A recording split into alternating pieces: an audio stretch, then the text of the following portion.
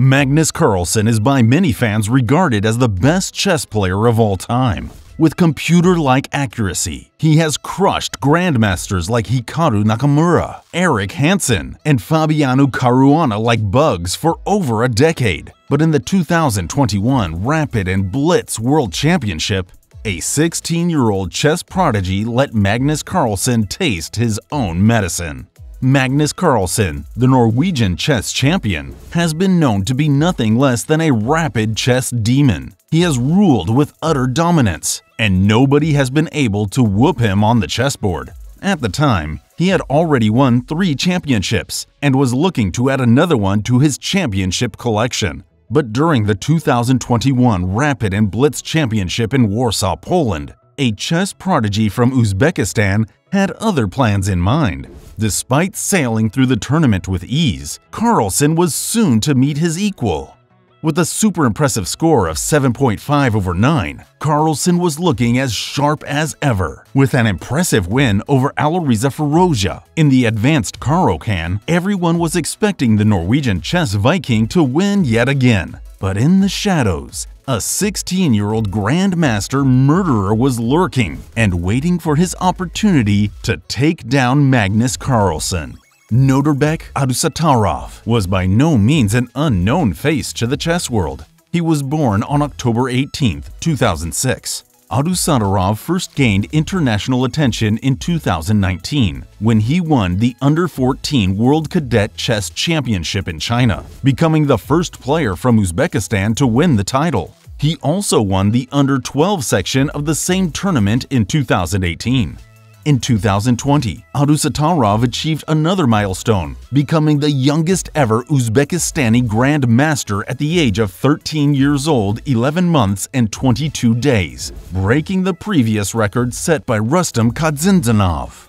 Adusattorov's playing style is known for its aggressive and tactical creativity. He's a skilled attacker, always looking for opportunities to launch bold and daring attacks on his opponents. He is also known for his endgame skills and strategic planning. Despite his young age, Adusattorov has already faced off against some of the top players in the world. He has played in several prestigious chess tournaments, including the FIDE Chess.com Grand Swiss and the Tata Steel Chess Tournament. As a rising star in the world of chess, Adusattorov has a bright future ahead of him. With his talent, dedication, and passion for the game, he is poised to become one of the great players of his generation. But no one was ready for what was about to happen in round 10 on this cold December day in 2021 in Warsaw, Poland. Norbert was about to shock the chess world to its core. Norbert was playing with white pieces, starting with c4. Magnus took his time and used 20 seconds of his time to respond with knight f6. After knight c3, e4, knight c6, and knight f6, we had the 4 knights variation of the English opening on the board. The English opening is named after the English chess players who popularized it in the 19th century.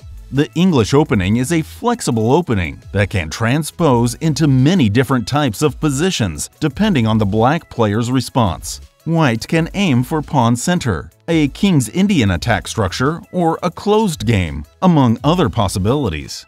Out of the opening, the young prodigy gets the bishop pair, which is often viewed as a slight advantage. For newer chess players, it may not be completely clear why bishops are better than 2 knights. The reason behind this claim is that the bishops control more squares when the pawns are traded of, and the board open up. After a few more natural developing moves, Magnus made a big commitment and plays queen f6, offering a queen trade. Carlsen is widely regarded as an endgame wizard and being known for squeezing wins out of seemingly drawn positions. Norbert declines the trade and moves his queen back to d1. Magnus, seemingly having no problems, launches an attack with pawn to g5, followed by h5. Leaving his king in the center of the board. But here, Norbert finds a remarkable resource in the position. He plays f5, the opening position. The white king is always safe on h1, so there is really no way for Carlsen to get to the king. At this point, Norbert transfers his rook to f6 and says, you know what? If Magnus decides to trade rooks, I will have a passed pawn. As the famous chess grandmaster Raymond Philidor said in the 18th century, pawns are the soul of chess, and a passed pawn could take Carlsen's soul. But instead, it becomes clear that the pawn is weak, and Carlsen captures it a few moves down the line. In the process, Norderbeck gets to trade of the rooks, and close to a much-desired draw. The positions are traded down to equal material, and a draw with best play. But as all chess lovers know, blunders can happen at any moment. Norderbeck has a dangerous passed pawn in the h-file, but has a weak backwards pawn on g3, which can be a target with knight c3. After knight c3, it looks like the pawn is hanging, but it would be a huge blunder from Carlsen to capture it because of the move queen h3, forking the king and knight and winning the game on the spot. Of course, the Norwegian chess god did not fall for the trap. After a pawn trade, it becomes clear that Norderbeck is the only one playing for a win, with his passed h-pawn.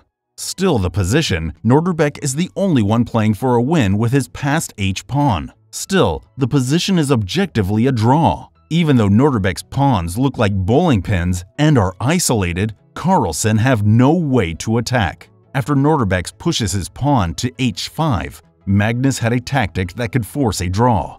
If queen takes h5, knight g3 forks the white queen and king.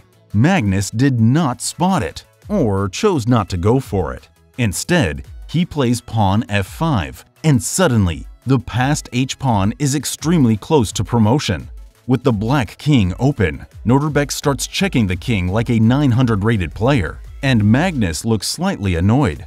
At this point, the games are still a draw with best play, but it's no doubt that Magnus must be at his best to keep the h-pawn from promoting. After Norderbeck manages to push his pawn to h7, it becomes clear that Magnus must keep checking the white king to keep the drawing chances alive. After a wild King James Bond chase around the board, Magnus has no more check, and the queen is stuck on 8h blocking the pawn. At this point, a queen trade wins the game for white. You remember I said Magnus Carlsen rarely blunders. Well, b4 is the worst possible move on the board. Can you spot the winning move for white? After queen d2 check, forcing the black king in the corner, Norderbeck can play queen d4, forcing a queen trade. The young chess prodigy finds the winning move. Magnus shakes his head and resigns the game. If you want more videos like this, subscribe and hit the notification bell.